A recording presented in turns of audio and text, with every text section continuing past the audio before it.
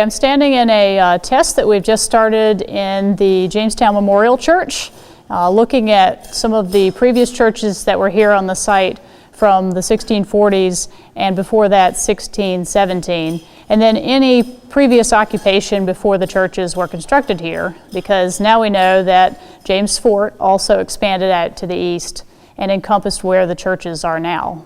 So what have we found? Well, I'm standing around 2 feet deep within a 6 by 10 foot test through the tile floor. So we removed those tiles and then a layer of bricks that were dry laid over backfill that was redeposited in 1905 after excavations that were done in the early 20th century by early Association for Preservation Virginia founders and some of the engineers who were here working on the seawall at the time.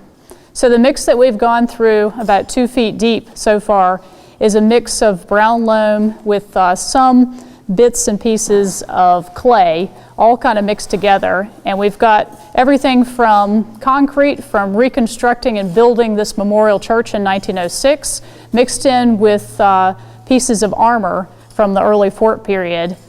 Several different types of pottery. We're finding Chinese porcelain, North Devon, all sorts of borderware coming from the border between Hampshire and Surrey, all early ceramic types, things that we're used to seeing from the early fort period, and that would be from 1608 in this area to about 1616 before the construction of the first church on the site in 1617. Besides the ceramic types that we've seen here that are early, we've also had some pieces of armor, small pieces of armor, breastplate maybe or backplate.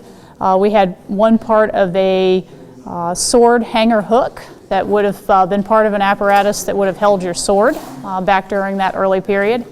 And we've also had a little bone disc that may have been an early gaming piece for the colonist. So as we've removed the 2 feet of soil, we've also revealed foundations for what we believe is the 1640s church. And what you see here is part of that wall starting from about here all the way down to where we still have more backfill to get through. And we're looking at the different mortar types that we're finding in the fill to compare and see which ones came out of this wall and which ones might have come from the earlier church.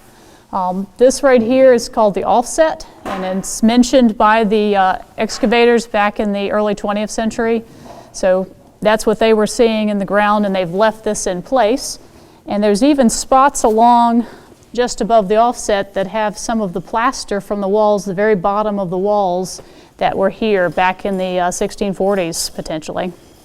While the evidence of the 1640s church is very exciting, we have not seen any evidence of cobblestones or brickwork related to that early 1617 church so far. So we'll keep our eyes peeled for it, but it may not be in this corner. There may not be any sections of that foundation left. We'll just have to wait and see.